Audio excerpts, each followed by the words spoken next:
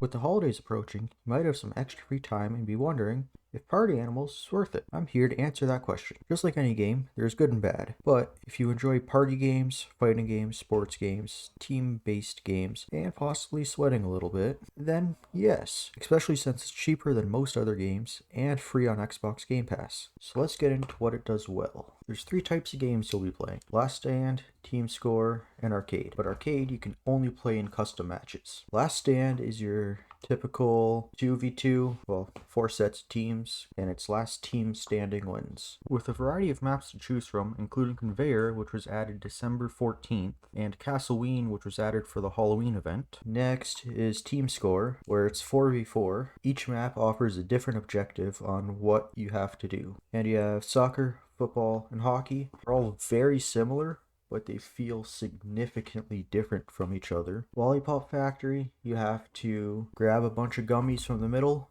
bringing it to your side. Fluff Redemption, you have to bring coal from the back of the train, put it in the hopper. Into the game, you have to go on to the arcade machines and collect points. Buzzball is pretty close to basketball. Trebuchet, you gotta load bombs into the trebuchet, shoot it to the other side, safely afloat. You have to grab the floating cash box, bring it back to your side. Then hockey, football, and soccer is get the ball into the opposing net. Then all your 2v2 maps offer something different. Gator Valley has a bridge you can't fall off of. Winter is Coming has fires you gotta stay close to. Black Hole Lab has a black hole in the middle that sucks you in. They all offer something different. I'll have a video coming out shortly on Conveyor, so stay tuned for that one. They have map voting, gives players 3 options, and all 8 players get to vote on what map to play. After the match is over, you get a short brawl before a picture is taken that you can save. Some pictures can be hilariously funny. There's a lot of different characters, and most of them even have a lot of different skins and colors to go through. 2 of them, though, you do need codes for. So for Kiko, you use code BeardBox, and for Kato, you use code Josh and Kato. Some skins you can only get by playing the demo, like Gugu the Pigeon here, and this is the only picture of him I could even find. With each unique character, none of them actually have any different powers or abilities or anything, so all it is cosmetic. It doesn't actually affect the gameplay in any negative way. I haven't seen this Rhino in game yet, or this Godzilla looking dude, so maybe they'll be in the game in the future. But this Godzilla dude, this picture is right from the promotion of the game, so he has to be in soon, I would imagine. You can unlock different skins through the item shop, some of them with cookies, and some of them with Nemo Bucks. Or, if you're feeling spicy, you can use some surprise eggs. But if you want a specific one, like Dark Force Levi there, White Dragon Uni, the only way to get them, it's all random, so you can't get to choose which one you get, which kind of sucks, but it adds a little bit of RNG to the game. And the store cycles, you can see the weekly shop and then down here the daily shop. So for instance, Pink Harry here, if you want him but he's not in the shop, you'll just have to wait for him to come back. The other way you can get skins is through the achievements tab. So if you want Lava Max, you have to do the achievement, and that's the only way to get him. Now, they do have lots of achievements, specifically 93 achievements, which is a good thing if you like achievement hunting, like I do. Check out my other videos if you want to see gameplay of me getting achievements. Some of them are rather near impossible to do, like this one. In Buzzball, single-handedly score all the points for your team and win. Or this one, in Buzzball, single-handedly notch a score in the final 10 seconds of the 11th round. So you have to get to the last round, because there's only 12, and get this point. So if you're a completionist looking to get all the achievements, you definitely have your work cut out for you. The game is inherently tough though. The way the physics and the game mechanics work means that there is a high skill gap and a high skill ceiling. Just trying to punch someone can be a daunting task at times. Sometimes climbing can be impossible. Sometimes just trying to pick up a weapon can end you. Like trying to move a drunk dog, but that adds to the fun. If you want to get the most out of party animals, you want to play with friends. The amount of fun you can have is unmatched. It was some of the most fun I had in a long time playing with friends. You can join with up to 3 friends for Last Stand and try to dominate the match, or do team score and try to outscore the other team. The weapons are incredibly powerful. I'm looking at you, Nunchucks. I've been hit 3 times by a single weapon and been completely killed. I've been knocked out of the map by a weapon. There is no campaign or single player. You have to be online to play. You can hop into a custom match with AI, but you still need to be online, which is kinda unfair. If you're looking to play it on Xbox, it appears we have less settings than PC, which is kind of unfair. Don't have a complete tab, it's just missing. If you're dead, you can still change the outcome of the game by throwing things in the map. You get fish, banana, and bombs. The longer you spectate, the more points you get to spend on items. I have lost games because of them. The problem is, the aiming can be so bad that when you throw it, it doesn't even show it on the screen. You think you're going to knock someone,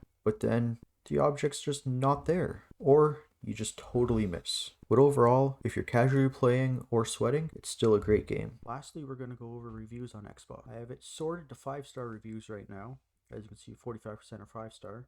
Then I'm going to switch it to 1-star so you can see the best and the worst. So this one likes that they hit their friend with a shovel while they're being a monkey. That guy likes monkeys. This guy never laughed so hard playing a game, let alone a tutorial. Think drunk animals beating each other with fists, frying pans, anything at your disposal. Dragging them anywhere, full-on brawls. Check it out for yourself. Better version of Gang Beasts. Lots of fun and funny. A lot of fun, similar to Gang Beasts. Fun multiplayer game. Mighty Bunny Boot. Guess they like drop kicking with the bunny. Don't listen to the haters. This game offers a lot of laughs. Disappointed that there's no local. There is, but you still have to be online for it. Lots of fun with need more maps. Stuff on the market costs too much, but overall it's a great game. Now we're gonna go. So you might be wondering, why did he leave a poor rating? Game has devs that were formerly from Tencent. If you know, you know.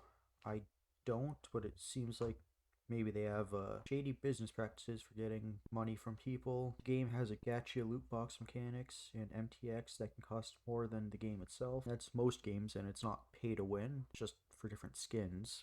Skins don't do anything besides, just look different. Keep in mind, this is already a paid for product. Thirdly, he believes that this has to be the worst offense.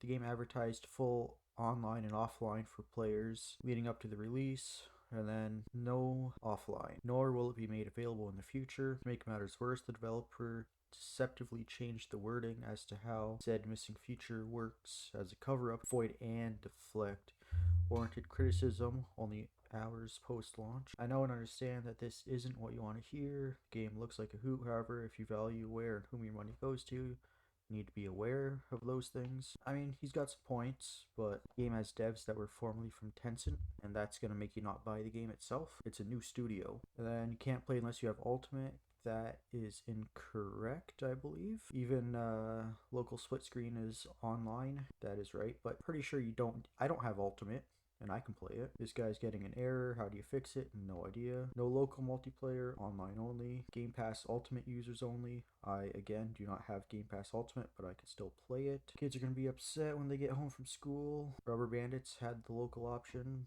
Stupid not to include it. Yeah, I mean, I guess, but nowadays everything's online. Game was advertised to have offline play, and it doesn't. CEO gave a complete cop-out response in regards to the blatant lying used to hype up their copy and paste game. That I disagree with. Furthermore, you'll be banned for a time for leaving a match. A lot of games do that. He's sick and tired of abandoned penalties in casual party games. People have lives and they shouldn't be forced into staying to play a child's game. Well, don't play it. Or getting penalized for having to use the washroom. You can go between matches, or you can just go to the bathroom, come back. You're not going to time out unless you're going for a really long time. And then the gross monetization and group of former Tencent devs supporting the game with their hard-earned capital would be morally unguided decision, one that'll be felt the second this always online game servers are left in the ashes with the rest of the abandoned live service rubbish. Monetization, again, it's not a pay to win, it's just cosmetic, and again with the Tencent devs. Co-op is laggy, but game has a lot of potential. Boring rip-off Gang Beasts. See, I feel I've never played Gang Beasts, so I feel this is better than it, but again, I've never played. Literally just rip-off of Gang Beasts and other similar party games. I wouldn't say that. Even Fall Guys, different. Getting ganged up on by 3 people while others just stand around and emote is so much fun. Yawn. Also $30 for one skin. That's something I've talked about before on stream. Very expensive. But you can get the money from in-game playing, so it's not that bad. And the others just stand around and emote. It's not really emoting in this game, but there is the little things that pop up above your head. Good idea, but it's buggy. They can't attack or turn the character. Game constantly drops teammates when loading. Invite system doesn't work correctly. I've never had that. Game punishes you for restarting the game when it glitches out for 2 minutes. Literally sitting and waiting game gives 2-minute punishment for quitting the game. Restarting does not even starting it not even in a game. Do not buy or play. Game is trash made by shady devs, and they flat out lied about offline split screen multiplayer. Anything above 1 star is from a 9-year-old. Every team-based match is horrible. Why would anyone want to spend 10 minutes watching an oversized hockey puck go from one corner of the rink to the other? That's literally just hockey. Do you ever go watch hockey? A lot of people do. Wouldn't be half as bad if the game ran well, or if you could leave a quick play match without being banned, especially since new players join anyways. Was hoping for a better gang beast, but while the controls and fight matches are more fun, it's not worth wading through 4v4 sports modes. So you don't like the sports mode. That's the entire, well, sports mode and if the game ran well, or you could leave a quick play match.